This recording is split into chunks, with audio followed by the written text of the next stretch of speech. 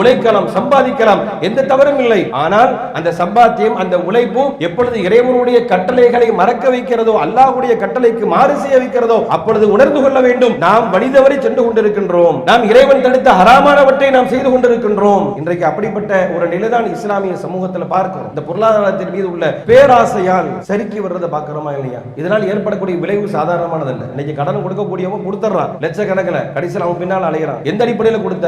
நம்பி தருவான்னு கொடுத்த, ஏமாத்திட்டான். எல்லாமே பொருளாதாரத்தை பெருக்கிக் கொள்வதற்காக, ஆடம்பர வாழ்க்கைக்காக, உலகத்தை அனுபவிக்க வேண்டும் என்பதற்காக, குறுகிய காலகட்டத்திலே நாம் மிகப்பெரிய அளவிலே செல்வத்தை பெருக்கிக் கொள்ள வேண்டும் என்பதற்காக வேண்டி கடன் வாங்குகிறோம், கொடுக்க முடியாமல் சறுக்கி போய் விடுகிறோம் என்று சொன்னால் இதெல்லாம் இஸ்லாமிய மார்க்கம் எச்சரிக்கை செய்கிறது. அன்பிற்குரிய அல்லாஹ்வின் நல்லடியார்களே, அல்லாஹ் ரப்பல் ஆலமீன் மனிதர்களுக்கு ஏராளமான அருள் வளங்களை வழங்கி இருக்கின்றான். இறைவன் மனிதர்களுக்கு வழங்கிய அருள்களை, பாக்கியங்களை கணக்கிட முடியாது என்பதாகவும் திருமறை குர்ஆனில் அல்லாஹ் ரப்பல் ஆலமீன் சொல்கின்ற பொழுது, வயின் தஅது நிஅமத்தல்லாஹ், அல்லாஹ் வழங்கிய அருள் கொடை நீங்கள் கணக்கிட நேரிட்டால் லா துஹ்ஸூஹா, அதை கணக்கிட முடியாது என்பதாக குறிப்பிடுகின்றான். அப்ப எண்ணிலடங்காத இறைவனுடைய அருள் கொடைகளில் மிக முக்கியமான ஒன்றுதான் அல்லாஹ் நமக்கு வழங்கி இருக்கக்கூடிய பொருளாதாரம். பொருளாதாரம் குறித்து அல்லாஹ் தன்னுடைய திருமறை குர்ஆனில் சொல்கின்ற பொழுது, அம்வாலக்கும் அல்லதி ஜஅலல்லாஹு லக்கும் கியாமன், அல்லாஹ் ரப்பல் ஆலமீன் உங்களுடைய வாழ்வாதாரத்தை, உங்களுடைய பொருளாதாரத்தை உங்களுடைய வாழ்க்கையினுடைய அடிப்படையாக ஆக்கியிருக்கின்றான். ஒரு மனிதனுடைய வாழ்க்கைக்கு மிக அடிப்படையான ஒன்று பொருளாதாரம். அதனால அதுக்கு வாழ்வாதாரம் என்று பேர். ஒரு மனிதன் வாழ்வதற்கான ஆதாரமே அவருடைய பொருளாதாரம் தான். இந்த பொருளாதாரத்தை அல்லாஹ் ரப்பல் ஆலமீன் மனிதர்களுக்கு வழங்கி இருக்கின்றான். சிலர்களுக்கு அல்லாஹ் அதிகமாக வழங்கி இருக்கின்றான், சிலருக்கு அல்லாஹ் ரப்பல் ஆலமீன் குறைவாக வழங்கி இருக்கின்றான். யபசுத்து ரிஸ்க லிமன் யஷா வ யக்திர், நாடியவர்களுக்கு விசாலமாக அல்லாஹ் வழங்குகிறான், நாடியவர்களுக்கு அல்லாஹ் சுருக்கி வழங்குகிறான் என்று அல்லாஹ் ரப்பல் ஆலமீன் குறிப்பிடுகின்றான். அப்ப இறைவனுடைய அருள்களில் ஒன்று அல்லாஹ் மனிதர்களுக்கு வழங்கி இருக்கக்கூடிய பொருளாதாரம். இந்த பொருளாதாரத்தை தேடுமாறும் இஸ்லாம் நமக்கு கட்டளையிடுகிறது. பொருளாதாரத்தை தேடுங்கள், அதுதான் உங்களுடைய வாழ்க்கைக்கான ஆதாரம். இறைவனுடைய கடமையை, அவனுக்கு செலுத்த வேண்டிய காரியங்களை நீங்கள் நிறைவு செய்து விட்டால், இதா குதியத்திஸ் ஸலா ஃபந்தஷிரு ஃபில் அர்தி வப்தகு மின் ஃபضலில்லாஹ், நீங்கள் தொழுகையை நிறைவு செய்து விட்டால் பூமியில் நீங்கள் விரிந்து செல்லுங்கள், அல்லாஹ்வுடைய அருளை தேடுங்கள் என்பதாக இறைவனுடைய வாழ்வாதாரத்தை தேடும்படி அல்லாஹ் குறிப்பிடுகின்றான். ஒரு மனிதர் உண்ணக்கூடிய உணவிலேயே சிறந்தது அவருடைய கரத்தால் அவர் உழைத்து சம்பாதிக்கக்கூடிய வருமானம் என்று வருமானம் மீட்டுவதை இஸ்லாம் வரவேற்கிறது, அதை ஆர்வமூட்டுகிறது. ஒரு மனிதனுடைய பொருளாதாரம் அதை பாதுகாக்க வேண்டியது கடமை என்று இஸ்லாம் ஒவ்வொரு மனிதனுடைய பொருளாதாரத்தையும் பாதுகாக்கும்படியும் சொல்கிறது. நபிகள் நாயகம் ஸல்லல்லாஹு அலைஹி வஸல்லம் சொல்றாங்க, ஒரு மனிதனுடைய பொருளாதாரத்தை ஒருவர் அபகரிக்கக்கூடிய நோக்கத்தில் அதை அபகரிக்கிறார் என்று சொன்னால் அவரோடு நீங்கள் சண்டையிடுங்கள். உங்களுடைய வாழ்வாதாரத்தை ஒருவர் பறிக்க நேரிட்டால் அவரோடு நீங்கள் சண்டையிடுங்கள். அந்த சண்டையில் நீங்கள் கொலை செய்யப்பட்டால் மன் குதிர தூன மாலிஹி ஃபஹுவ ஷஹீத், ஒருவர் தன்னுடைய பொருளாதாரத்தை காப்பாற்றுவதற்காகவே நடைபெறக்கூடிய சண்டைகள் கொலை செய்யப்பட்டால் அவர் ஷஹீத் என்கின்ற அந்தஸ்தை நபிகள் நாயகம் ஸல்லல்லாஹு அலைஹி வஸல்லம் கொடுக்கறாங்க. அப்ப இதுவெல்லாம் நமக்கு காட்டக்கூடிய விஷயம் என்னன்னு சொன்னா, ஒரு மனிதனுடைய பொருளாதாரத்தை பாதுகாப்பதை இஸ்லாமிய மார்க்கம் ரொம்ப வலியுறுத்தி சொல்கிறது. யாரும் யாருடைய பொருளாதாரத்தையும் அபகரிக்க கூடாது என்று சொல்வதை போன்று ஒவ்வொரு மனிதனுடைய பொருளாதாரத்தையும் அவரவர் பாதுகாக்க வேண்டும் என்றும் இஸ்லாமிய மார்க்கம் சொல்வதை பார்க்கிறோம். ஆனால் இன்று சமீப காலமாக தொடர்ச்சியாக பொருளாதார மோசடிகள் தொடர்பான செய்திகள் ஒவ்வொரு நாட்களிலும் அதிகமாக வந்து கொண்டிருப்பதை பார்க்கிறோம். பண மோசடிகள், என்னென்ன வகையிலான மோசடிகள் நடக்குது அப்படின்னு சொல்லி பார்த்தீங்கன்னா, ஆன்லைன் மோசடின்னு சொல்றாங்க, சிட்பண்ட் மோசடி, நிதி நிறுவனத்தில் பணத்தை போட்டு மோசடி செய்து விட்டார்கள், அது மாதிரி பிட்காயின்ல அவர்கள் முதலீடு செய்து மோசடி செய்து விட்டார் என்று சொல்லி ஏராளமான பண மோசடி குற்றச்சாட்டுகள் நாளுக்கு நாள் அதிகரித்துக் கொண்டிருப்பதை பார்க்கிறோம். இந்த மோசடியில அதிகமானவர்கள் தங்களுடைய பணத்தை கொடுத்து ஏமாந்திருப்பதையும் பார்க்கிறோம். ஒவ்வொரு மனிதனும் தன்னுடைய பொருளாதாரத்தை தேடுகிறான், அதற்காக கஷ்டப்படுகிறான், சம்பாதிக்கின்றான். அதே வேளையில இஸ்லாமிய மார்க்கம் உன்னுடைய பொருளாதாரத்தை பாதுகாக்க வேண்டும் என்று சொல்லி இருக்க, இன்றைக்கு பலர்கள், குறிப்பாக இஸ்லாமியர்கள், தங்களுடைய பொருளாதாரத்தை எதிராக ஒன்றில் முதலீடு செய்ய வேண்டும் என்று முதலீடு செய்வதனுடைய பின்னணியில பலர்கள் ஏமாந்திருப்பதையும் பார்க்கிறோம். இஸ்லாமிய மார்க்கத்தை பொறுத்தவரையில ஏமாறுவதும் தவறு, ஏமாற்றுவதும் தவறு, இரண்டுமே இஸ்லாத்திற்கு இடம் இல்லை. ஒரு மனிதன் யாரிடத்திலும் ஏமாந்து விடவும் கூடாது, யாரையும் ஏமாற்றவும் கூடாது. நபிகள் நாயகம் ஸல்லல்லாஹு அலைஹி வஸல்லம் அவர்கள் ஒவ்வொரு நாளும் அவருடைய வீட்டிலிருந்து வெளியேறுகின்ற பொழுது அவர் செய்த பல்வேறு பிரார்த்தனைகள் ஒன்று, இறைவா நான் யாருக்கும் அநீதி இழைத்து விடவும் கூடாது, நான் யாருக்கும் அநீதி இழைத்து விடவும் கூடாது, எனக்கு யாரும் அநீதி இழைக்கவும் கூடாது, யாராலும் நான் அநீதி இழைக்கப்படவும் கூடாது, நான் யாருக்கு அநீதி இழைத்து விடவும் கூடாது. அப்படின்னு அர்த்தம், ஏமாறுறது எல்லாமே அநியாயம் தானே. ஒருவரை ஏமாற்றுவது அநீதம். நான் யாரையும் ஏமாற்றி விடக்கூடாது, என்னையும் யாரும் ஏமாந்து விடக்கூடாது. இப்படிப்பட்ட பாதுகாப்பு மிக்க பிரார்த்தனை அல்லாஹ்வுடைய தூதர் தங்களுடைய வீட்டிலிருந்து வெளியேறும் பொழுது நபிகள் நாயகம் ஸல்லல்லாஹு அலைஹி வஸல்லம் அவங்க ஓதிவிட்டு செல்வார்கள் என்கிற செய்தியை பார்க்கிறோம். அப்போ ஒரு இஸ்லாமியன் எந்த வகையிலும் ஏமாறக்கூடாது என்று இஸ்லாம் சொல்கிறது. ஆனால் இன்றைக்கு பல இஸ்லாமியர்கள் கஷ்டப்பட்டு சம்பாதித்த, காலகாலமாக உழைத்து சம்பாதித்த பல்வேறு பொருளாதாரத்தை மோசடியின் பெயரால், அதாவது ஏமாற்றின் பெயரால் இன்னைக்கு ஏமாந்து நிற்கிறாங்களா இல்லையா? இதனுடைய பின்னணி என்ன? இவர்கள் ஏமாறுவதனுடைய பின்னணி என்ன?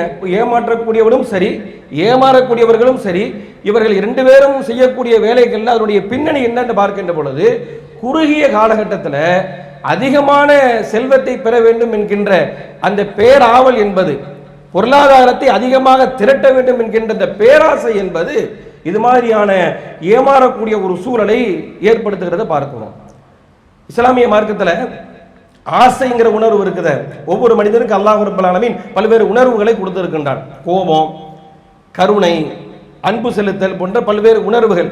அந்த உணர்வுகளில் ஒன்றுதான் ஆசை, மனிதனுடைய இயல்பு. அல்லாஹ் குர்ஆனில் சொல்லி காட்டுகிறான், زُيِّنَ لِلنَّاسِ حُبُّ الشَّهَوَاتِ مِنَ النِّسَاءِ وَالْبَنِينَ وَالْقَنَاطِيرِ الْمُقَنطَرَةِ مِنَ الذَّهَبِ وَالْفِضَّةِ وَالْخَيْلِ الْمُسَوَّمَةِ وَالْأَنْعَامِ وَالْحَرْثِ ذَلِكَ مَتَاعُ الْحَيَاةِ الدُّنْيَا.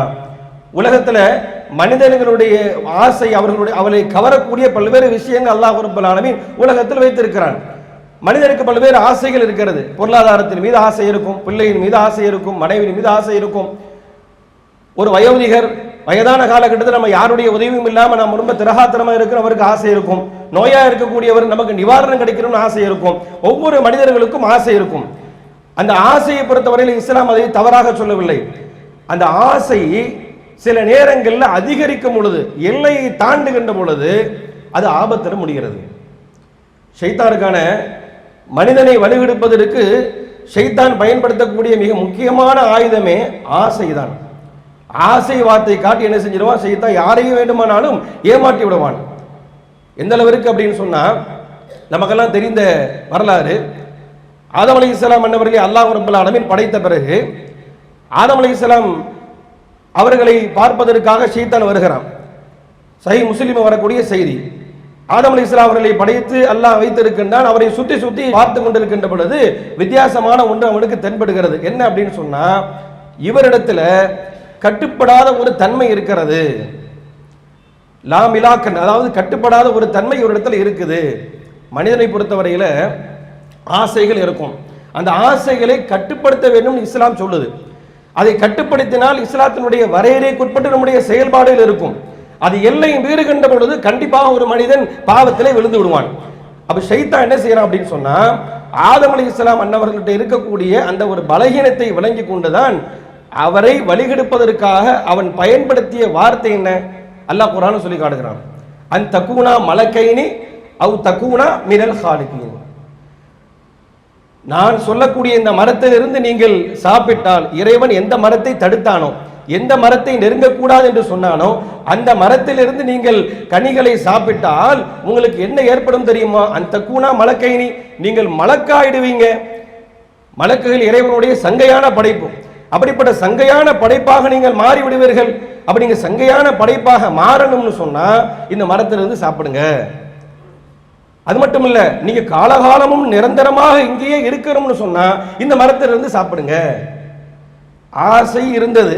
அந்த ஆசையை பேராசையாக மாற்றக்கூடிய அந்த அந்த ஜாலை வார்த்தைகளை ஷைத்தான் என்ன செய்யறான்னு சொன்னா, ஆதம் அலைஹிஸ்ஸலாம் அன்னவர்களுக்கு சொல்கிறான். இப்படி சொல்வதன் மூலமாகத்தான் அவர் வழிதவறினார் என்கின்ற அல்லாஹ் ரப்பல் ஆலமீன் இந்த பூமிக்கு அவரை அனுப்பினான் என்கின்ற வரலாறு நமக்கெல்லாம் தெரியும். அப்போ ஒரு மனிதனை வழிகெடுப்பதற்கு ஷைத்தான் பயன்படுத்தக்கூடிய மிக முக்கியமான ஆயுதங்களில் ஒன்றுதான் ஆசை வார்த்தைகளை காட்டுறது. நம்ம எல்லாத்தையுமே ஆசைப்படுவோம். அந்த ஆசை எல்லைக்குள் இருக்க வேண்டும். நபிகள் நாயகம் ஸல்லல்லாஹு அலைஹி வஸல்லம் சொல்றாங்க, அரஃப அன்னஹு குலிக ஹல்கன் லா யதமாலகு. ஷைத்தான் வந்து எதை பார்த்தான்னு சொன்னா, இவர் எப்படி படைக்கப்பட்டிருக்கிறார் அப்படின்னு சொன்னா, லா யதமாலகு, கட்டுப்படாத ஒரு தன்மை இவருக்கு இருக்குது. சில விஷயங்களை இவரை நம்ம ஆசை வார்த்தை காட்டினா இறைவனுடைய கட்டளைக்கு கட்டுப்படாமல் இவரை நாம மாற்றி விடலாம் என்கின்ற அந்த நிலையை ஷைத்தான் உணர்ந்து கொண்டான். இன்றைக்கு அப்படித்தான் பல இஸ்லாமியர்கள் தங்களுடைய பொருளாதாரத்தை குறுகிய காலகட்டத்தில் பெருக்கிக் கொள்ள வேண்டும் என்கின்ற பேராசை இருக்கிறத, இந்த பேராசையினுடைய விளைவால் ஏமாறுகிறாங்க. லட்சக்கணக்கில் பணத்தை கொடுத்து மோசடி ஏமாந்து போய் நிற்கிறான். என்னங்க ஏமாந்துட்டங்க, எப்படிங்க ஏமாந்தீங்க? 1 லட்சம் ரூபா கொடுத்தா 15,000 மாசம் தருவேன்னு சொல்லி சொன்னாரு. தரவும் செஞ்சாரு. 1 மாசம் வாங்கினேன், 2 மாசங்கள் வாங்கினேன். நான் வேங்கிறது மட்டுமல்லாமல் 2 மாதங்கள் அவர் சொன்ன மாதிரி எனக்கு அந்த காசை கொடுத்துட்டார் அப்படிங்கிறதுக்காக வேண்டி என்னுடைய நண்பர்களை எல்லாம் நான் அதில் சேர்த்து விட்டேன் அப்படின்னு சொல்லுவாங்க. 1 லட்சம் ரூபா கொடுத்தா 15,000 மாசத்துல கிடைக்கும், 12,000 மாசத்துல கிடைக்கும். 1 லட்சம் ரூபா முதலீடு பண்ணா மாசம் வந்து 12,000 சொன்னா 1,20,000 ரூபா உனக்கு காசு கிடைக்கும், இப்படி எல்லாம் சொன்னாங்க. என்னுடைய குடும்பத்தில் முக்கியமான ஆட்கள்லாம் அதில் போட்டோம். ஆள் எங்கன்னு தெரியல, ஏமாத்திட்டு போயிட்டான். எப்படிங்க நம்பினீங்க? அவர் தொலை வருவாருங்க, நல்லவர். ஏமாந்ததுக்கு என்ன ஆதாரம்? பள்ளிவாசலில் பார்ப்பேன், அடிக்கடி பள்ளிவாசலுக்கு வருவார், அவர் மார்க்கத்தெல்லாம் எங்களுக்கு உபதேசம் பண்ணுவாருங்க, அவரா இப்படி செய்வாரு அப்படின்னு நாங்கள் நினைச்சு பார்க்கலங்க இவர் இந்த மாதிரி செய்வாருன்னு சொல்லி இப்படி பலர்கள் லட்சக்கணக்கில் இல்லை கோடிக்கணக்கில் பொருளாதாரத்தை கொடுத்து அதனால் மிகப்பெரிய இழப்பு ஏற்பட்டு இன்னைக்கு பல கொலைகளுக்கு பார்க்கிறோமா இல்லையா? இன்னைக்கு சமுதாயத்தில் நடக்கக்கூடிய பல்வேறு கொலைகளுக்கும் பல்வேறு தற்கொலைகளுக்கும் காரணம் என்னன்னா இந்த பேராசை தான். இப்போ சமீபத்தில் தருமபுரி மாவட்டத்தில் ஒரு குடும்பமே வந்து பிள்ளைகளை எல்லாம் கொலை செய்து விட்டு அவனும் தற்கொலை செய்து விட்டான். தருமபுரி மாவட்டத்தில் ஒருத்தர் இஸ்லாமிய மார்க்கத்துக்கு அப்பாற்பட்ட ஒருவர், பிற சமயத்தை சேர்ந்த ஒருவர், அவர் என்ன செய்யறான்னு சொன்னா, கடன் வாங்கி இந்த கடன் தொல்லையால் அதை வந்து மக்கள் அதிகமாக அந்த நெருக்கடி வருகின்ற பொழுது என்ன செய்யன்னு வழி தெரியாமல் என்ன செய்யறான்னு சொன்னா, தன்னுடைய பிள்ளைகளை வந்து கொலை செய்து விட்டு தானும் என்ன செய்து விடான், அந்த வந்து வாகனத்தில் விழுந்து செத்து போகக்கூடிய செய்தி இன்னைக்கு பார்க்குறோமா இல்லை? ஏராளமான, இது ஒன்றென்று இல்லை, அன்றாடம் நடந்து கொண்டே இருக்கிறது. பின்னணி என்ன அப்படின்னு பார்க்கும் பொழுது பேராசை. எதுக்கு கடன் வாங்குறான்? சாப்பாட்டுக்கு வழி இல்லைன்னு கடன் வாங்குறானா? இன்னைக்கு பாருங்க, இஸ்லாமிய சமூகத்தில் யாராக இருக்கட்டும், கடன் வாங்கக்கூடியவங்க ஒரு நேர சாப்பாட்டுக்கு கூட எனக்கு வழி இல்லைங்க, அதனால நான் கடன் வாங்குறேன் அப்படி சொல்லக்கூடிய ஆட்களை காட்ட முடியுமா? இருக்கக்கூடிய செல்வத்தை பெருக்கிக் கொள்வதற்காக வேண்டிதான் இன்னைக்கு பெரும்பாலும் கடன் வாங்குறான். முதலில் கடன் வாங்குகிறான், அந்த கடனை கொடுக்க முடியாத அளவிற்கு மிகப்பெரிய நெருக்கடி வருகின்ற பொழுது இஸ்லாம் தடுத்த ஹராமான வட்டி என்கின்ற பெரும்பாவத்தில் விடுகின்றான். சாதாரண வட்டி கந்து வட்டியா மாறுகிறது. அது அப்படி பெரிய பழுகி பெருகி இறுதியில் அவனை மரணம் வரை கொண்டு சென்று விடுகிறது இந்த பேராசை. அதாவது நபிகள் நாயகம் ஸல்லல்லாஹு அலைஹி வஸல்லம் அவங்க பேராசை குறித்து கடுமையான முறையில் இஸ்லாமிய மார்க்கம் நமக்கு எச்சரிக்கை செய்கிறது. பேராசை வந்து விட்டால் அல்லாஹ்வுடைய தூதர் சொல்றாங்க, மனிதனுடைய ஆசை இருக்குது, அது என்னைக்குமே அடங்கவே செய்யாது. எக்குபுரு இப்னு ஆதம் ஓ எக்குபுரு மாஹு இஸ்னான், மனிதனுடைய வளர்ச்சியோடு சேர்ந்து 2 உணர்வுகளும் வளர்ந்து கொண்டே இருக்கு, 2 ஆசைகளும் வளர்ந்து கொண்டே இருக்கிறது. இந்த ஆசைக்கு வந்து முதுமையே கிடையாது, மனிதன் தான் முதுமையாகுவான். மனிதனுடைய முதுமையினுடைய வெளிப்பாடு இயலாமை, நடக்க முடியாமல் போகும், பல்வேறு பலகீனம் ஏற்படும், ஒழுங்கா சாப்பிட முடியாது, தூக்கம் வராது. அவனுடைய வயதினுடைய முதிர்ச்சியில பல்வேறு பலகீனங்கள் அவனிடத்தில் வெளிப்பட்டாலும் பலகீனமே ஆகாத, முதுமையே ஏற்படாத ஒரு உணர்வுன்னு சொன்னா அவனிடத்துல அதிகமான பொருளாதாரத்தை தேடுங்க. பொருளாதாரத்தின் மீது உள்ள அந்த ஆசை, நீண்ட நாட்கள் இந்த துனியால வாழணுங்கிற அந்த எண்ணம், இந்த 2மே என்றைக்குமே அது இளமையாகத்தான் இருக்கிறது என்பதாக நபிகள் நாயகம் ஸல்லல்லாஹு அலைஹி வஸல்லம் சொன்னாங்க. இது எச்சரிக்கை. சொன்னாங்கன்னா வெறுமனே சாதாரணமாக எடுத்து சொன்னாங்க அப்படிங்கிற, இப்படி இருக்கக்கூடாதுன்றாங்க. பொருளாதாரத்தின் மீது ஒரு மனிதருக்கு ஏற்படக்கூடிய பேராவல் என்பது இஸ்லாம் தடுத்த அனைத்து வகையான தவறுகளையும் அது செய்ய வைக்கும். ஏமாற்றுவது சாதாரண விஷயமா? இஸ்லாத்தின் பெயராக இருந்து கொண்டு ஏமாத்துகிறார்களா இல்லையா? மார்க்க அறிஞர்கள் என்ற போர்வையால் மக்களிடத்தில் அவர்களுக்கு இருக்கக்கூடிய அந்த அறிமுகத்தை பயன்படுத்தி லட்சக்கணக்கில் மோசடி செய்கிறார்களே.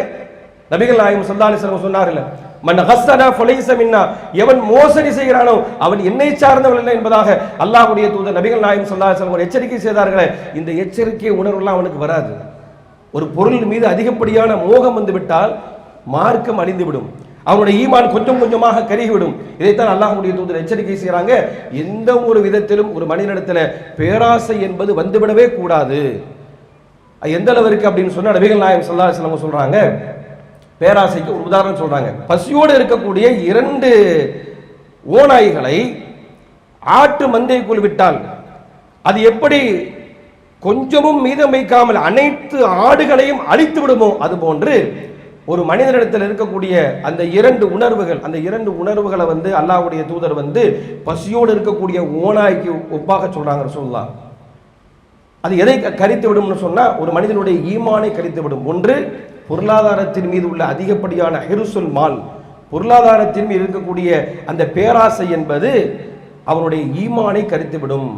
பதவி மோகம் என்பது அவனுடைய ஈமானை கரித்து. நீங்க பார்க்கிறோமா இல்லையா? பதவி மோகத்துல வாயை திறந்தாலே போய் தான் சொல்றான். மக்கள்கிட்ட வந்து ஓட்டு கேட்கும் போது உன்னை சொல்றான், பிறகு ஆட்சிக்கு வந்தவர் உன்னை இது சாதாரணமா ஒவ்வொரு ஆட்சியிலும் பார்த்து கொண்டே இருக்கிறமா இல்லை? இது யாரு செஞ்சாலும் பரவாயில்ல. இஸ்லாமிய சமூகத்தில் இருக்கக்கூடியவர்களை எத்தனை பேர் இந்த மாதிரி செய்யறாங்க? அப்ப பதவி மோகம் என்பதும் பொருளாதார மோகம் என்பதும் ஒரு மனிதனுடைய ஈமானை கருக்கிவிடும் என்று நபிகள் நாயகம் ஸல்லல்லாஹு அலைஹி வஸல்லம் அவங்க ஒரு பசித்த ஓநாய்க்கு ஒப்பாக இந்த உணர்வை சொல்கிறார் என்று சொன்னால், எந்த வகையிலும் ஒரு மனிதர் பிறருடைய பொருளாதாரத்தை நாம் எடுத்துவிடவே கூடாது. அப்ப இந்த உணர்வை வந்து கட்டுப்படுத்துவதற்கான பல்வேறு வழிமுறைகளை சொல்கிறது. பேராசை என்கின்ற பேராபத்திலிருந்து ஒரு மனிதர் தன்னை தற்காத்துக் கொள்வதற்கான பல்வேறு வழிமுறைகளை இஸ்லாம் சொல்கிறது. அது என்ன வழிமுறை? ஒவ்வொரு மனிதருக்கும் அல்லாஹ் ரப்பல் ஆலமீன் எதை நிர்ணயித்தானோ அது கண்டிப்பாக கிடைக்கும். நமக்கென்று அல்லாஹ் ரப்பல் ஆலமீன் எதை நிர்ணயித்தானோ அது கண்டிப்பாக கிடைக்கும் என்கின்ற அந்த கதர் இருக்கிற அதை ஒவ்வொரு மனிதரும் நம்பணும். சொல்லுவாங்களா இல்லையா? உருண்டாலும் பிறண்டாலும் ஒற்ற மண்ணு தான் ஒட்டும் அப்படின்னு சொல்லுவாங்க. ஒரு பழமொழி சொல்லுவாங்க. நமக்குன்னு அல்லாஹ் ரப்பல் ஆலமீன் எதை நிர்ணயித்தானோ அது கண்டிப்பாக கிடைக்கும். அதிகப்படியாக பெற வேண்டும் என்கின்ற பேராசை வந்துவிட்டால் உலகத்திலும் மிகப்பெரிய இழிவை சந்திக்க நேரிடும். மாத்திரமல்லாமல் மறுமையிலும் அல்லாஹ் ரப்பல் ஆலமீனுடைய சன்னிதானத்தில் மிகப்பெரிய இழிவடைந்தவனாக நிற்கக்கூடிய ஒரு நிலை ஏற்படும். எனவே பேராசை என்பது பேராபத்தை ஏற்படுத்தும் என்று இஸ்லாமிய மார்க்கம் பல்வேறு வகையில எச்சரிக்கை செய்து கொண்டே இருக்கிறது. நபிகள் நாயகம் ஸல்லல்லாஹு அலைஹி வஸல்லம் சொல்றாங்க, உனக்கு எதுக்கு பேராசை வருது? இந்த உணர்வு கொண்டு வா. ஆதமுடைய மனிதனை பொறுத்தவரையில மாலி எனக்கு என்னுடைய பொருளாதாரம் என்று சொல்கிறான். இன்னைக்கு ஒவ்வொருத்தரும் தான் சம்பாதிக்கிற பொருளாதாரத்துல எல்லாம் எனக்கு உரியதுன்னு சொந்தம் கொண்டாடுறோமா இல்லையா? சொந்தம் கொண்டாடக்கூடிய நாம எது நமக்கு உரியதுன்னு கொஞ்சம் சிந்தித்து பாருங்க. நம்முடைய பேராசையை கட்டுப்படுத்துவதற்கான வழிமுறைகளாக பல்வேறு உபதேசங்களை அல்லாஹ்வுடைய தூதர் சொல்றாங்க. அதில் ஒன்றுதான் இந்த உலகத்துல நாம சம்பாதிக்கக்கூடியது முழுமையாக இந்த உலகத்தை நம்ம அனுபவிக்க முடியுமா? எவ்வளவுதான் நம்ம சாப்பிட முடியும்? எவ்வளவுதான் உடுத்த முடியும்? அல்லாஹ்வுடைய தூதர் சொல்றாங்க, யகூலு இப்னு ஆதம் மாலி ஆதமுடைய மகன் எனக்குரியது என்று சொல்லுகிறான். ஆதமுடைய மகனை எதுதான் உனக்குரியது? நீ உண்டு கழித்ததையும் உடுத்து கிழித்ததையும் தவிர எதை நீ தர்மம் செய்தாயோ அதை தவிர வேற எதுவுமே உனக்குரியது இல்லை. நம்ம எவ்வளவு சாப்பிடுறோமோ அது நமக்குரியது. சாப்பிட்டு அனுபவித்தோம். உலகத்துல எதெல்லாம் வகை வகையா நம்முடைய மன இச்சைக்கு ஆசையாக எதுவெல்லாம் தெரிந்தது எல்லாவற்றையும் நம்ம சாப்பிட்டு அனுபவித்தோமே, அது நமக்குரியது. ஆடையில் எதுவெல்லாம் வித்தியாசமாக புதிய ரகரகமான ஆடைகளை இந்த உலகத்திலே உடுத்தி கிழித்தோ அல்லது நம்ம அதை ஓரம் கட்டியோ கழித்து விட்டோமே, அது நமக்குரியது. மார்க்கத்திற்காக, இறைவனுக்காக, மறுமைக்காக என்று எதை நாம கொடுத்தோமோ அது மட்டும்தான் நமக்கு. இது நம்ம அனுபவிச்ச இந்த ரெண்டு தான், வேற எதையுமே நாம் அனுபவிக்கவில்லை. அப்ப இந்த உலகத்துல எவ்வளவுதான் நாம புரண்டாலும் கூட, பொருளாதாரம் தேடினாலும் கூட ஒரு குறிப்பிட்ட அளவுதான் மனிதனால் அனுபவிக்க முடியும். அதுவும் கூட எதுவரையில் தான்? நம்ம மூத்து வரைக்கும் தான். அதுக்கு பேர் எதுவுமே நம்ம கூட வராது. நாம சேர்த்து வச்ச சொத்துக்கள் நம்ம கூட வரப்போகுதா? கோடி கோடியா சொத்து சேர்த்து வச்சிருக்கிறான். நபிகள் நாயகம் ஸல்லல்லாஹு அலைஹி வஸல்லம் அவங்க தர்மம் சம்பந்தமா சொல்லுகின்ற பொழுது கூட நீங்க வந்து தர்மம் செய்யுங்க. அல்லாஹ்வுடைய தூதர் சொல்றாங்க, தர்மத்துல சிறந்தது எது தெரியுமா? சஹாபாக்கள் ரசூலுல்லாஹ்ட்ட கேட்கறாங்க, அல்லாஹ்வுடைய தூதரே ஐயு சதகத்தின், எந்த தர்மம் சிறந்தது? அந்த சதக அந்த சஹீஹுன் ஹரீசுன், நீ ரொம்ப ஆரோக்கியமாக இருக்கின்ற பொழுது செய்யக்கூடிய தர்மம். பணத்தினுடைய தேவை உனக்கு இருக்கின்ற பொழுது, பணத்தின் மீது உனக்கு ஆசை இருக்கின்ற பொழுது நீ செய்யக்கூடிய தர்மம். தர்மத்துல சிறந்தது தெரியுமா? நீ ஆரோக்கியமா இருக்கக்கூடிய நேரத்துல, பணத்தின் தேவைகள் இருக்கக்கூடிய நேரத்துல, பணத்தின் மீது ஆசை உனக்கு இருக்கக்கூடிய நேரத்தில், வறுமையை பயப்படக்கூடிய நேரத்தில் நீ செய்யக்கூடிய தர்மம் இருக்குது, அது சிறந்தது. உலா தும்கில், நீ அதை தாமதப்படுத்தாதே. ஹத்தா இதா பலகத்தில் ஹுல்கும், உன்னுடைய உயிர் தொண்டை குழியை அடைகின்ற வரையிலும். இந்த உலகத்துல ஒரு மனுஷன் அனுபவிக்கிறது எல்லாமே உயிர் தொண்டக்குழியை அடைகிற வரைக்கும் தான். அதுக்கு பிறகு நாம எதை வசியத்தை செஞ்சாலும், என் சொத்துல இதை அவரை கொடுத்துரு, அதை இவரை கொடுத்துரு, நீ சொன்னாலும் சொல்லாவிட்டாலும் இந்த வினாடிக்கு பிறகு அது உனக்கு உரியது அல்ல. மரணம் வரப்போகிறது. நீ அதை அனுபவிக்க போவதல்ல என்பதாக அல்லாஹ்வுடைய தூதர் சொல்றாங்களா இல்லையா? இந்த உலகத்துல நம்முடைய மரணத்திற்கு பிறகு எதுவுமே நம்மோடு வரப்போவதில்லை என்கின்ற அந்த உணர்வு நமக்கு வந்துவிட்டால், இறைவன் அனுமதித்த வகையில் நான் பொருளீட்டுவேன், அதில் அல்லாஹ் எனக்கு அபிவிருத்தியை வைத்திருக்கின்றான், பரக்கத்தை வைத்திருக்கிறான் என்கின்ற அந்த இறைவனுடைய மறைமுகமான அந்த அருள் மீது ஒரு மனிதருக்கு நம்பிக்கை வந்தது என்று சொன்னால் கண்டிப்பாக அவருக்கு பேராசை வராது. நபிகள் நாயகம் ஸல்லல்லாஹு அலைஹி வஸல்லம் சொல்றாங்க, ஒரு மனிதர் பொருளாதாரத்தை தேடுகிறான், அகதஹா அதை அவர் எடுக்கின்ற பொழுது அதை போதுமான அளவு அனுபவிக்க வேண்டும் என்கின்ற எண்ணத்தோடு ஒருவர் அதை இருக்கிறார் என்று சொன்னால் பூரிக்கலகு, அதில் அவர் பரக்கத்து செய்யப்படும். அதிகமாக அதை நாம் இந்த உலகத்தில் அனுபவிக்க வேண்டும் என்கின்ற பேராசை உணர்வோடு யார் அதை அணுகிறாரோ லம் யுபாரக்லஹு, அதில் அவர் பரக்கத்து செய்யப்படாது என்பதாக நபிகள் நாயகம் ஸல்லல்லாஹு அலைஹி வஸல்லம் சொன்னாங்களே. இன்றைக்கு நம்மளுடைய நிலைமை என்ன? பொருளாதார விஷயத்துல காசு பணம் இன்று வந்துவிட்டால் எதற்கும் சமரசம் என்கின்ற அடிப்படையில் அவன் முஸ்லீமா முஸ்லீம் இல்லையா எதையும் பார்க்கறது இல்லை. நம்ம இடத்துல ஈமான் இருக்கிறது, நம்முடைய ஈமான் நாளை வறுமையில் அல்லாஹ்விடத்துல பதில் சொல்ல வேண்டுமே, இறைவன் நம்மை விசாரிப்பானே என்கின்ற எந்த உணர்வும் இல்லை. காசு பணம் என்று வந்து விட்டால் எதற்கும் எந்த சமரசத்துக்கும் தயார் என்கின்ற இஸ்லாமியனுடைய நிலை இன்னைக்கு இருக்குதா இல்லையா? இதுதான் அவனை பேராசையில் தள்ளுகிறது. இந்த உலகத்தில் பல்வேறு விபரீதங்களை அதனால் ஏற்படுத்துகிறது. நபிகள் நாயகம் ஸல்லல்லாஹு அலைஹி வஸல்லம் அவங்க இதுக்கெல்லாம் கட்டுப்பாடு போடுறாங்க. குன் ஃபித் துன்யா கஅன்னக கரீபுன், இப்னு உமர் ரலியல்லாஹு அன்ஹு அல்லாஹ்வுடைய தூதர் சொன்ன உபதேசம். குன் ஃபித் துன்யா, இந்த உலகத்துல நீ எப்படி வாழ தெரியுமா? கஅன்னக கரீபுன் அவ் ஆபிரி சபீலின், ஒரு பயணியை போன்று, ஒரு அந்நியரை போன்று. ஒரு வெளிநாட்டில் போறோம்னு சொன்னா எத்தனை நாள் போவோமோ அத்தனை நாளைக்கான தேவைகளை தான் நம்ம கொண்டு போவோம், அதற்கான பொருளை நம்ம கொண்டு போவோம். ஒரு 4 நாட்கள் பயணம்னா 4 நாட்கள் பயணத்திற்கான பொருட்களை தான் நமக்கு சுமந்து செல்வோம். அதனால வீட்டில் நம்ம அனுபவிக்கக்கூடிய எல்லாத்தையுமே தூக்கிட்டு போவோமா? 4 நாளுக்காண்டி தூக்கிட்டு போவோமா? தூக்கி செல்வதில்லை. அல்லாஹ்வுடைய தூதர் சொல்றாங்க, உலக வாழ்க்கை என்பது அப்படித்தான். குன் ஃபித் துன்யா கஅன்னக கரீபுன் அவ் ஆபிரி சபீல், ஒரு வழிபோக்கனை போன்று அல்லாஹ்வுடைய தூதர் சொன்னார்கள், சொன்னது போன்று வாழ்ந்தார்கள். அதே நேரத்தில் பொருளாதாரத்தை அல்லாஹ்ட்ட கேட்டாங்க, கேட்கலாம் தப்பில்லை, உழைக்கலாம், சம்பாதிக்கலாம், எந்த தவறும் இல்லை. ஆனால் அந்த சம்பாத்தியம் அந்த உழைப்பும் எப்பொழுது இறைவனுடைய கட்டளைகளை மறக்க வைக்கிறதோ, அல்லாஹ்வுடைய கட்டளைக்கு மாறு செய்ய வைக்கிறதோ அப்பொழுது உணர்ந்து கொள்ள வேண்டும், நாம் வழிதவறி சென்று கொண்டிருக்கின்றோம், நாம் இறைவன் தடுத்த ஹராமானவற்றை நாம் செய்து கொண்டிருக்கின்றோம். இன்றைக்கு அப்படிப்பட்ட ஒரு நிலைதான் இஸ்லாமிய சமூகத்தில் பார்க்கிறோம். அதிகமான மக்கள் இந்த பொருளாதாரத்தின் மீது உள்ள அந்த பேராசையால் சறுக்கி வர்றதை பார்க்கிறோமா இல்லையா? இதனால் ஏற்படக்கூடிய விளைவு சாதாரணமானதல்ல. நம்ம ஏமாந்து போறோம், ஒரு புறம் ஏமாந்து போகிறோம், ஒரு புறம் கடன் தொல்லை. இன்னைக்கு அதிகமாக கடன், ரசூல் ஸல்லல்லாஹு அலைஹி வஸல்லம் அவங்க கடன் வாங்கின, அவங்களும் தங்களுடைய தேவைக்காக கடன் வாங்கினார்கள். எது கடன் வாங்குற? ரசூலுல்லாஹ் ஒரு நேர சாப்பாட்டுக்கு வழி இல்லைன்னு கடன் வாங்கினாங்க. அது கூட தன்னுடைய போர் கவசத்தை அடமானம் வைத்து கடன் வாங்கிறாங்க. இன்னைக்கு கடன் கொடுக்கக்கூடியவங்க கொடுத்துட்றான் லட்சக்கணக்கில், கடைசியில் அவன் பின்னால் அலைகிறான். என்னப்பா எந்த அடிப்படையில் கொடுத்த? நம்பி தருவான்னு கொடுத்த, ஏமாத்திட்டான். நபிகள் நாயகம் இஸ்லாம் இதுகெல்லாம் வகைப்படுத்துகிறது, இதெல்லாம் ஒழுங்குபடுத்துகிறது. ஒரு மனிதன் கடன் கொடுக்க வேண்டுமானால் அதை எழுதி கொள்ள வேண்டும். யார் அந்த வார்த்தைகளை யார் சொல்ல வேண்டும், யார் எழுதி கொள்ள வேண்டும் என்கின்ற கடன் தொடர்பான ஒரு நீண்ட செய்தியை திருமறை குர்ஆன் சொல்லி காட்டுகிறதா இல்லையா? அல்லாஹ்வுடைய தூதரும் கடன் வாங்கின பாதுகாப்பு தேடினார்கள். ஒவ்வொரு தொழுகையினுடைய இறுதியிலும் அல்லாஹ்வுடைய தூதர், இறைவா என்னை கடனிலிருந்து பாதுகாத்து, அல்லாஹும்ம அஊது பிக்க மினல் மஅஸமி வல் மக்ரம், இறைவா பாவத்திலிருந்தும் கடனிலிருந்தும் என்னை பாதுகாத்து விடு என்று கேட்ட நபிகளார் அவர்கள் ஒரு நேர சாப்பாட்டு கூட வழியில்லாதவர்களாக தங்களுடைய போர் கவசத்தை அடமானம் வைத்து கடன் வாங்கினார்களே. இன்றைக்கு அந்த அடிப்படையில் கடன் வாங்கக்கூடிய யாரா இருக்கிறாங்களா?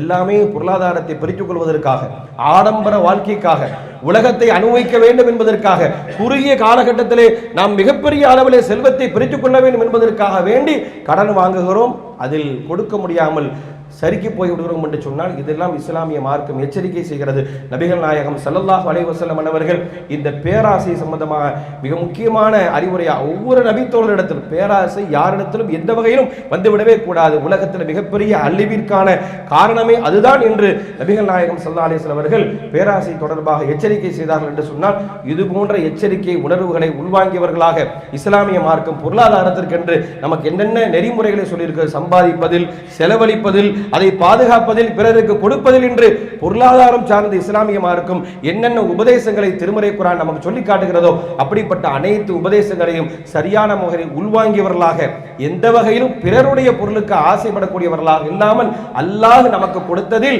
நான் போதுமாக்கிக் கொள்வேன் என்கின்ற மனை நிறைவோடு நம்முடைய பொருளாதாரத்தை நாம் கையாண்டோம் என்று சொன்னால் இந்த உலகத்தில் அல்லாஹ் ரப்பல் ஆலமீன் ஏராளமான அருள் வளங்களை நமக்கு வழங்குகிறான். யார் அல்லாஹ்வை பயந்து இறைவன் கொடுத்ததை கொண்டு போதுமாக்கிக் கொள்ள வேண்டும், எனக்கு எந்த சிரமம் வந்தாலும் என்ன கஷ்டம் வந்தாலும் சரி நான் ஹராமை தேடி போக மாட்டேன் என்று இறை அச்சத்தோடு ஒரு மனிதர் தன்னுடைய பொருளாதாரத்தை அணுகிறார் என்று சொன்னால் அல்லாஹ் சொல்லி காட்டுகிறான், உமை யத்தகில்லா யஜ்அல் லஹு மக்ரஜா.